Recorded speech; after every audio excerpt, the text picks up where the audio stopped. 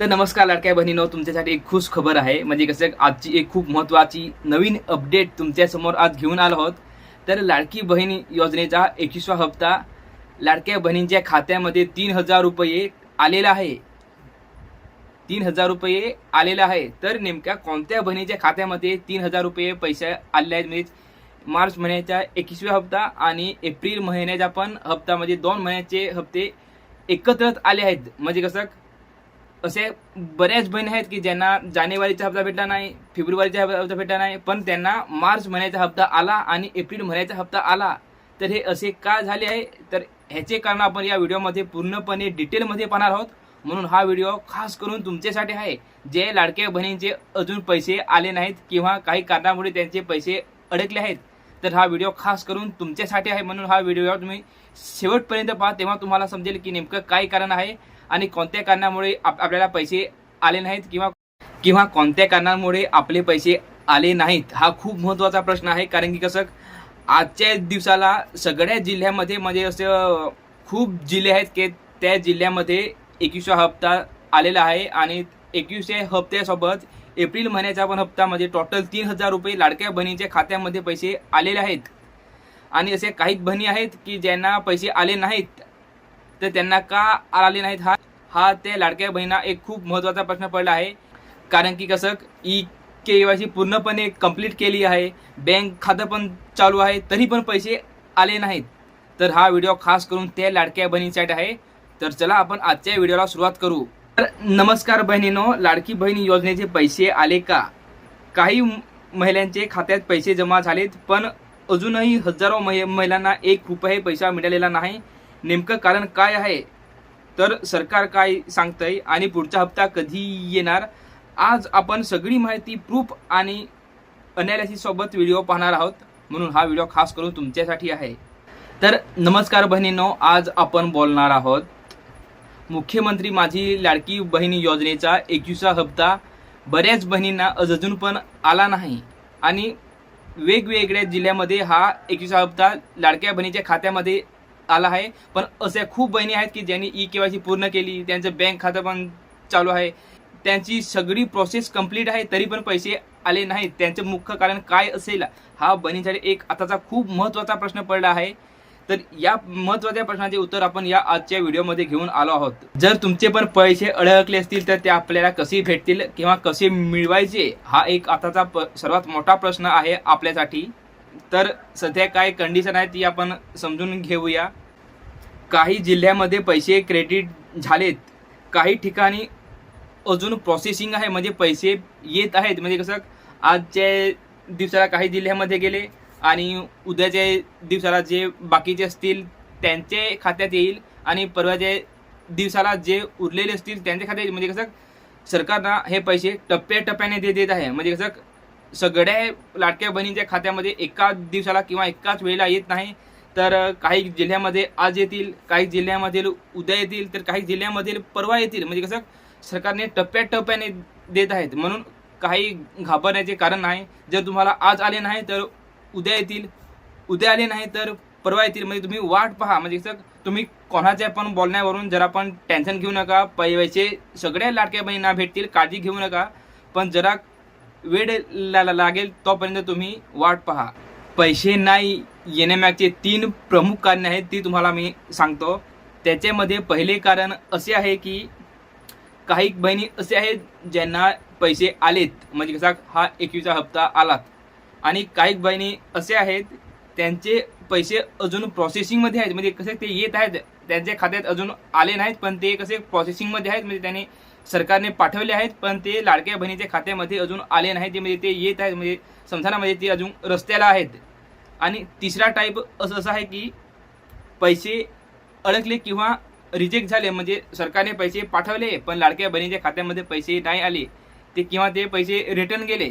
तर हे 3 मुख्य कारण आहेत. म्हणून सगळ्या लाडक्या बहिणीच्या खात्यामध्ये पैसे आले नाहीत. ही आहे आजची खरी परिस्थिती. म्हणजे कसं 3 टाईपच्या कॅटेगरी, म्हणजे 3 टाईपचे भाग पाडले गेलेत.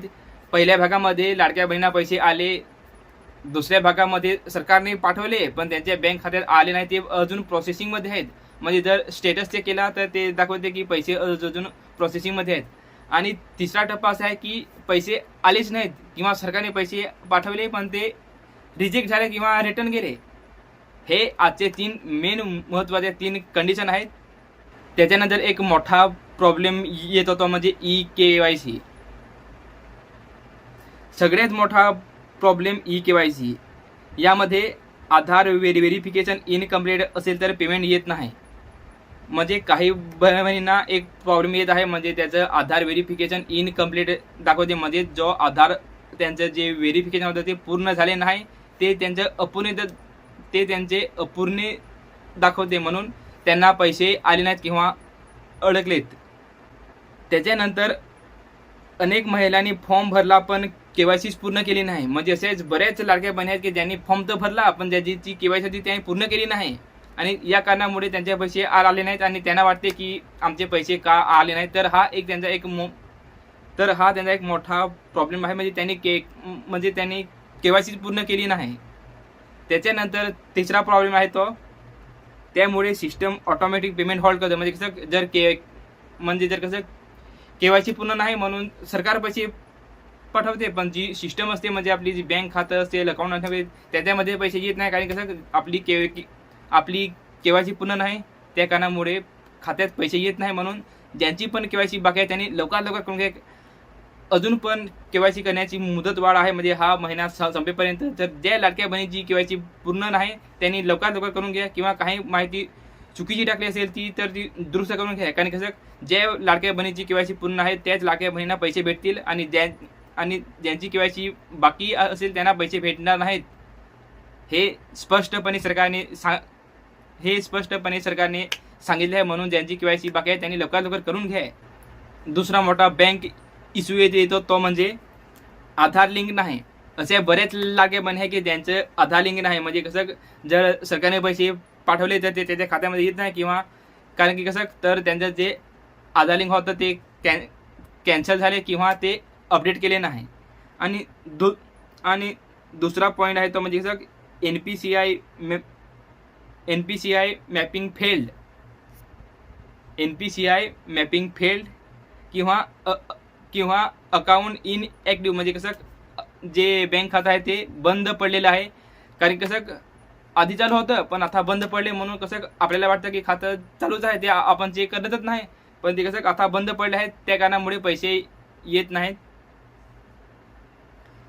यामुळे डीबीटी ट्रान्झॅक्शन फेल होते आणि पैसे परत सरकारकडे जातात. कसे पैसे सरकार पाठवते पण ते कसं काही जे टेक्निकल प्रॉब्लेम असतात त्याच्यामुळे आपल्या खात्यात पैसे येत नाही आणि ते पैसे सरकारकडे रिटर्न ते जातात आणि मग आपण वाट पाहतो की माझ्या खात्यात पैसे आलेले नाहीत.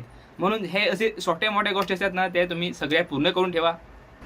तिसरा चुकीचा इश्यू म्हणजे कसं मल्टिपल अर्ज. म्हणजे कसं जर आपण कसं म्हणजे फेक अर्ज म्हणजे केलेले असतात. म्हणजे आपल्या नावाने म्हणजे आपण एक अर्ज केला असेल पण आपल्या नावाने जर कोणी दुसऱ्या माणसाने किंवा आपणच 2-3 फॉर्म भरले असतील म्हणून तो जो आपला चांगला अर्ज असतो म्हणजे जो आपला ओरिजिनल असतो तो पण सरकारने अर्थात रिजेक्ट केलेला आहे. म्हणजे काहीतरी त्यांनी 1.5 लाखाचे आसपास जे डुप्लिकेट फॉर्म होते ते त्यांनी आजच्या दिवसाला कॅन्सल केले. म्हणजे त्यांच्या खात्यात पैसे आले नाहीत.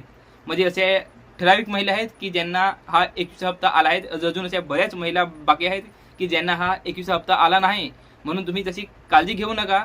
कारण कसं अजून सरकारने हा फक्त पहिला टप्पा पार केला आहे. अजून त्याचा दुसरा टप्पा, तिसरा टप्पा, चौथा टप्पा असे त्यांचे जे टप्पे आहेत ते अजून बाकी आहेत. म्हणजे आणि जर तुम्हाला याचे व्यतिरिक्त पण काही प्रश्न असेल, काही डाऊट असेल तर नक्की कमेंट करून सांगा. म्हणजे कसं मला पण समजेल. आपण पुढच्या व्हिडिओमध्ये त्या प्रश्नावर उत्तर घेऊन येऊ.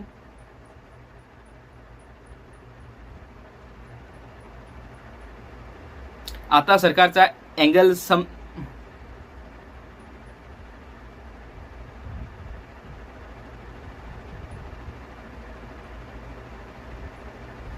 तर लाडक्या बहिणींनो ही होती आजची खूप महत्त्वाची तर लाडक्या बहिणींनो ही होती आजची खूप महत्त्वाची